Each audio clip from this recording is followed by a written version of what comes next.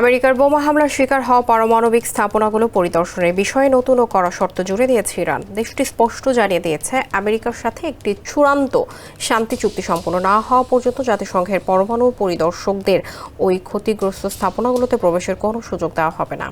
24 June বুধবার ইরানের উপপররাষ্ট্রমন্ত্রী কাজেম গারিবাবাদি সামাজিক যোগাযোগ মাধ্যম এক্সে এই তথ্য নিশ্চিত করেছেন। এক্সপার্ট ইঞ্জিনিয়ারদের দক্ষ হাতে দেশের মানুষকে প্রতিদিন সুরক্ষিত রাখার প্রত্যয় নিয়ে এলো সেফ সার্কিট ব্রেকার। তিনি বলেন, পরিদর্শকদের প্রবেশের বিষয়টি পুরোপুরি নির্ভর করছে আমেরিকার সব ধরনের নিষেধাজ্ঞা কার্যকরভাবে তুলে নেওয়ার উপর। এছাড়া তিনি আরও জানান, সুইজারল্যান্ডের অনুষ্ঠিত সাম্প্রতিক শান্তি আলোচনার সময় IAEA প্রধান রাফায়েল গ্রোসি একটি বৈঠকের অনুরোধ জানালেও ইরানের কোনো কর্মকর্তা তার সঙ্গে দেখাই করেননি। অথচ এর আগে গ্রোসি বেশ জোর দিয়ে বলেছিলেন যে আজ, কাল বা 10 দিন পরে হলেও ইরানের ওই পরমাণু স্থাপনাগুলোতে পরিদর্শন হবেই।